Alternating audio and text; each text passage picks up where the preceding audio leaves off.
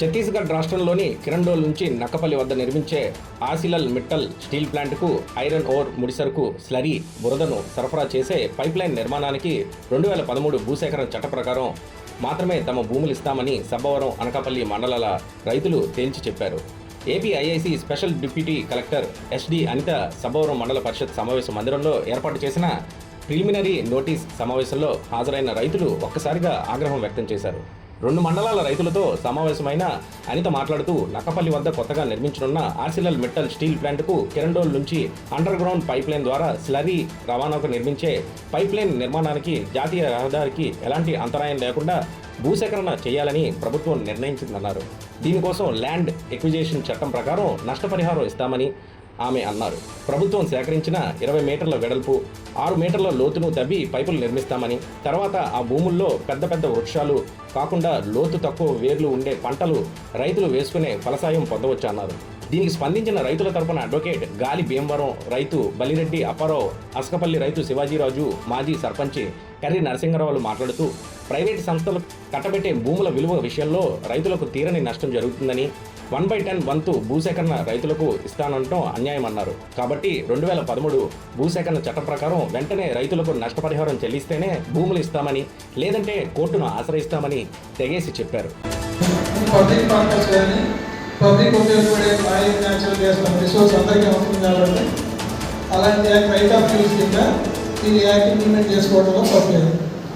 కానీ ఇక్కడ ఒక ప్రైవేట్ ఏజెన్సీకి ఒక ప్రైవేట్ కంపెనీకి ల్యాండ్ అలాట్మెంట్ ఇస్తూ ఏప్రిల్లోనే సార్వత్రిక ఎన్నికలు వస్తాయా?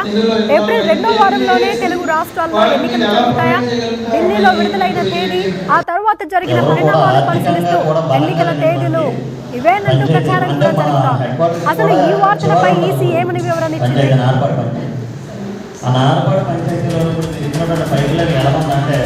గతంలో వచ్చిన పైపుల లైన్ మా తల మీదకి వచ్చింది, ఇప్పుడు వచ్చిన పైపుల లైన్ మా కాలు మీదకి వచ్చిందండి.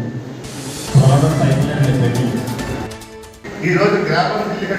ఏప్రిల్లో సార్వత్రిక ఎన్నికలుంటాయని, ఏప్రిల్ 16న ఎన్నిక తేదీగా భావించి ఏర్పాట్లు చూసుకోవాలని సిబ్బందికి ఢిల్లీ ఎన్నికల ప్రధానాధికారి ఇచ్చిన ఆదేశాలు దేశవ్యాప్తంగా ఒక్కసారిగా వేడిపుట్టించాయి. ఫిబ్రవరి చివరి వారం లేదంటే మార్చి మొదటి వారంలో షెడ్యూల్ వస్తుందని, ఏప్రిల్లోనే ఎన్నికలు జరుగుతాయని అంతటా బయలుదేరింది. అందులో భాగంగానే ఢిల్లీలో ఏప్రిల్ 16 డేట్ వచ్చిందని భావించారు. అయితే తొలి విడతలోనే ఏపీతో పాటు తెలంగాణలో ఎన్నికలు జరుగుతాయని భావిస్తున్న సమయంలో ఢిల్లీలో విడుదల తేదీతో పార్టీలు అలర్ట్ అయ్యాయి. కేంద్ర ఎన్నికల కమిషన్ ఆఫీసులో పలు పార్టీల నేతలు ఆరా తీశారు. ఎన్నికల తేదీలపై స్పష్టత కోసం ఈసీ ఆఫీసుకు వందలాది ఫోన్లు వెళ్లాయి.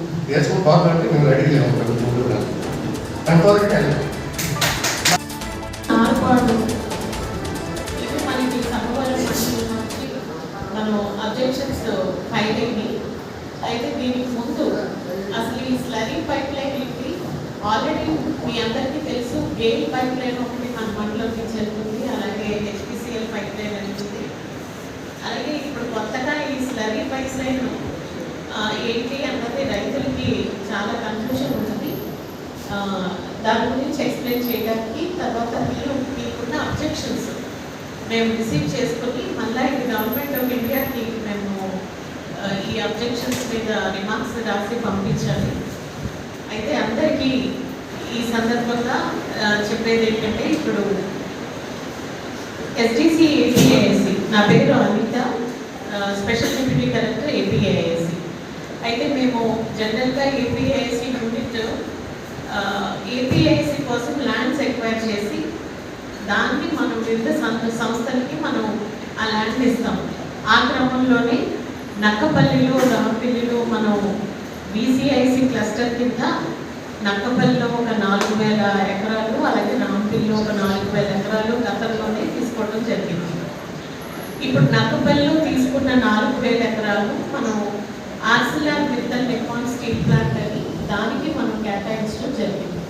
సో మీ అందరికీ తెలుసు, మనకి Arcelor Mittal steel plant, Nippon steel plant మరి జపాన్ ఒక దీంతో ఇక్కడ Mittal steels, Japan Nippon steels కలిపి మనకి నక్కపల్లిలో ఒక స్టీల్ ప్లాంట్ ఎస్టాబ్లిష్ చేస్తున్నారు. ముందుగా మనం దానికి 2000